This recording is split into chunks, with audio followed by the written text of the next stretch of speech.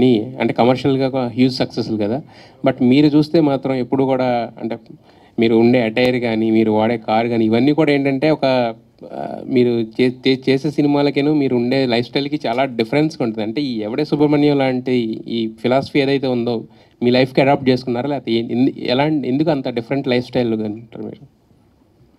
ఏం లేదండి. అంటే some amount of comfort, some amount of laziness అనుకోవచ్చు అంతే. ఆ 2 కలిపి ఉంటే అలా ఉంది.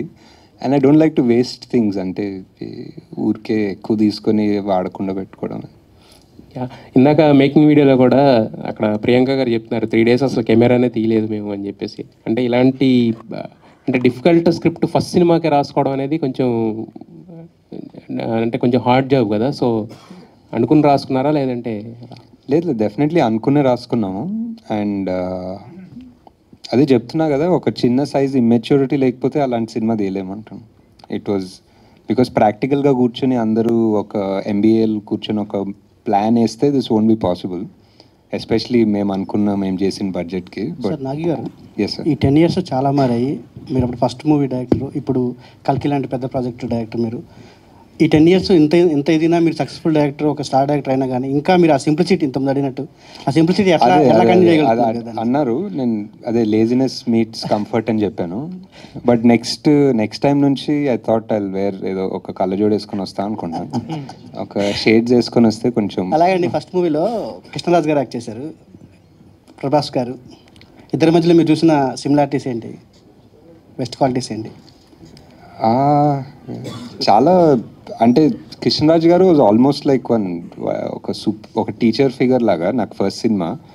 సో ఆయన కథ చెప్పాలని వెళ్ళినా, ఆయన కాస్ట్యూమ్ ట్రయల్స్ దగ్గరికి వెళ్ళినా, ఇది లిటరలీ ఇంకా నేను పెద్ద చెప్పేదేం లేదు, ఒకటేదో చెప్పి ఆయన ఎక్స్పీరియన్స్ నుంచి ఇలా ఉంటే బాగుంటుంది, అలా ఆ సినిమా అలా చేశాను, ఇలా చేస్తే బాగుంటుందని ఆయన లుక్ ఆయనే డిజైన్ చేసుకున్నారు.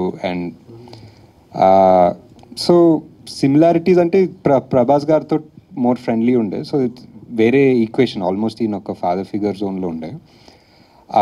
బట్ వన్ సిమిలారిటీ ఏంటంటే 2 రోజులు షూట్ చేసాం అనుకుంటా సార్ తోటి, అండ్ 2 రోజులు ఆయన యూనిట్కి ఫుడ్ పెట్టారు బేసిక్లీ. సో అది చాలా సిమిలర్ ఏమో. అలాగండి, కృష్ణరాజు గారికి ఉన్న ఇమేజ్ వేరు, రెబల్ స్టార్ ఆయన ఇమేజ్ వేరు. ఆ ఇమేజ్ ఉన్న ఆయన్ని మీరు అలాంటి శాంత స్వరూపంలో అలాంటి క్యారెక్టర్కి ప్రత్యేకంగా ఆయన్నే తీసుకోవటమే తెలీదండి. అంటే అప్పుడు చాలా అనిపించింది ఆయన ఉంటే బాగుంటుందని. ఆయన ఒక సినిమా చేశారు, అవతారం అని ఒక సినిమా చేశారు, దాంట్లో ఒక లుక్ ఉంటుంది, అది బాగుండే అనిపించింది. అండ్ ఆయన ఎందుకో ఒక పెద్ద మనిషి ఇలాంటి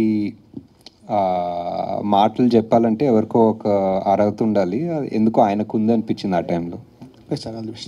సార్ 3650 రోజులు అయితే మా కళ్ళ ముందు మేము రాజమౌళి గారిని, సుకుమార్ గారిని, బోయపాటి సింగ్ గారిని వీళ్ళందరినీ చూస్తున్నప్పుడు వీళ్ళు పెద్ద డైరెక్టర్స్ అనే ఒక స్టాంప్తోనే వచ్చారు, అలానే స్టార్ట్ అయ్యారు. కానీ మిమ్మల్ని చూసినప్పుడు ఎప్పుడు కూడా మాకు అలా అనిపించలేదు. బట్ మీరు ఇప్పుడు ఆ రేంజ్ ఆఫ్ డైరెక్టర్స్లోనే ఉన్నారు. నిజంగా ఎదగటం అంటే